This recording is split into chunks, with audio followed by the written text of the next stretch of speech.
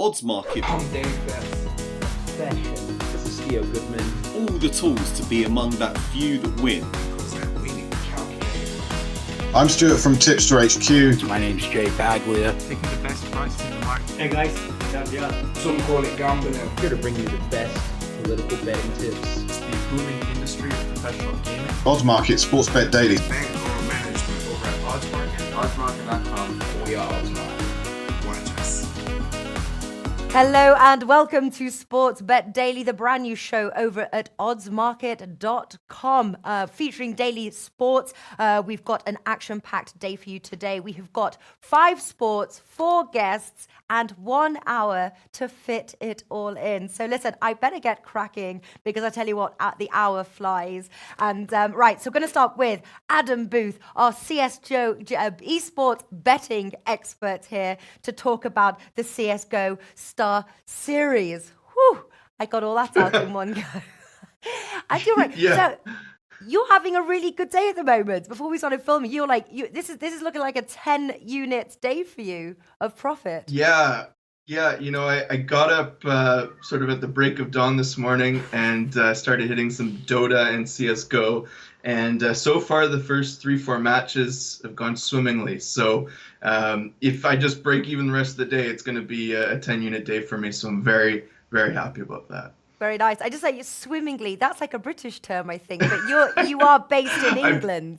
Don't let the accent I've fool been you. here You are too coming long now, from... I think.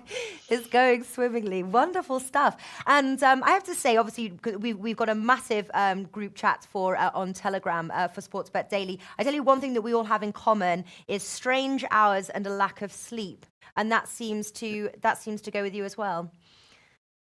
Yeah, especially like I'm going to talk about shortly. The esports tournaments take place all over the world. So, I mean, this weekend is in Shanghai, starting at 3 a.m. England time. You know, that's going to be 11 p.m. Eastern. So there's always a CS:GO or a Dota or a League of Legends match to look at, and that's one of the benefits of betting it. So. Yeah, got to catch on the sleep sometimes, though. I know.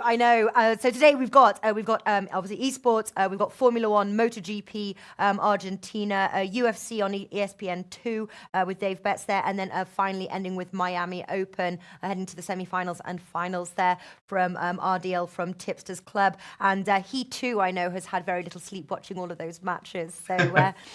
All right, so let me start off with some questions here. Firstly, obviously, Astralis and Team Liquid are not in the competition. Were you disappointed to not see them in there? And does this blow the tournament, this 10-day tournament, wide open? Yeah, it certainly puts the trophy up for grabs. I wasn't disappointed, actually, because you sort of, with Astralis, the expectation now is they are just head and shoulders above the rest of the field. So you get... You know, when they come through one side of the bracket, you get very few opportunities to find value betting on an underdog, which is one of the best ways to be profitable in esports. And Liquid is sort of like the 1B team, kind of a little bit below Astralis. So with both of those teams out, in my eyes, there's no clear favorite. There's a bunch of teams between, you know, number 3 in the world and number 20 who could all knock each other off.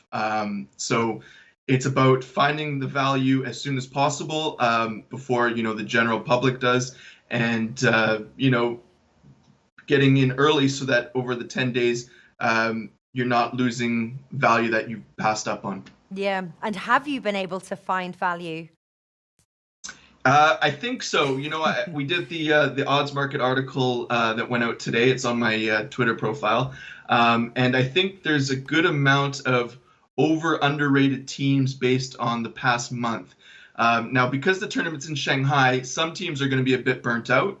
Other teams have had most of the month off.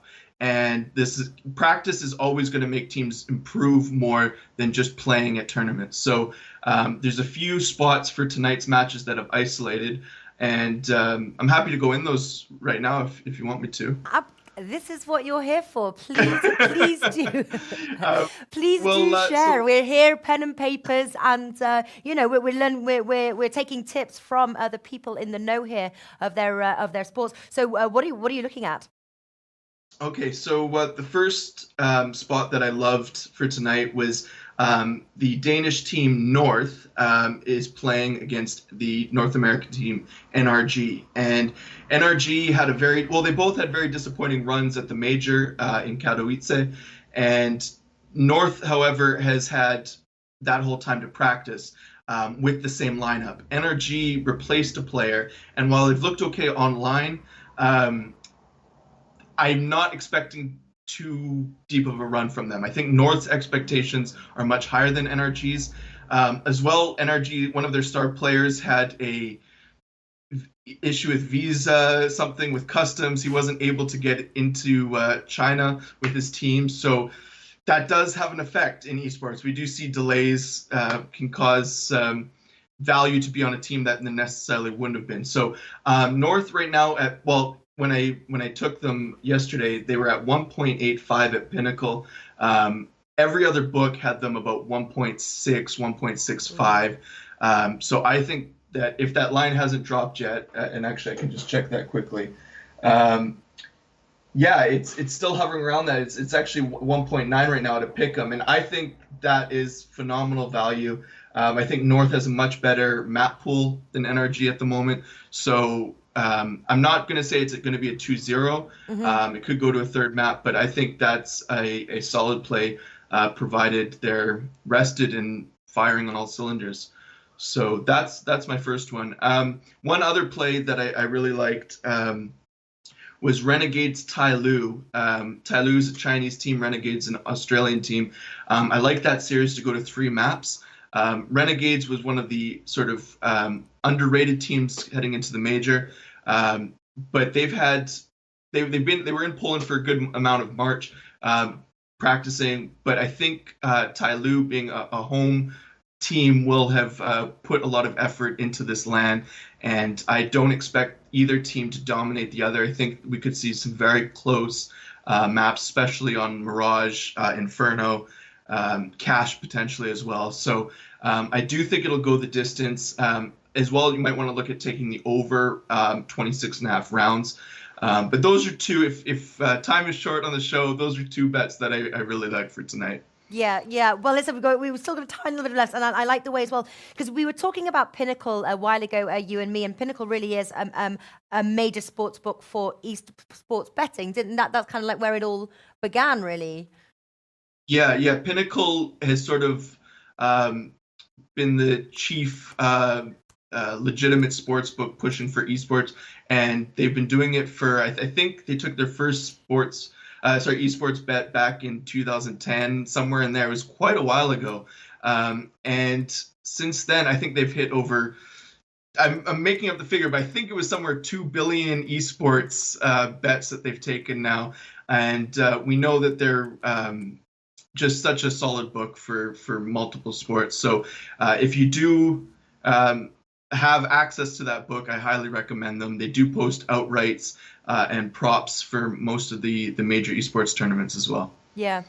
And I don't know if we obviously any futures. I don't know who you're tipping. You were sort of mentioning that the underdogs obviously have got value here. We've got Navi and Ents, who are the favourites. Who are you holding any futures tickets? I am. I took 2 back in January.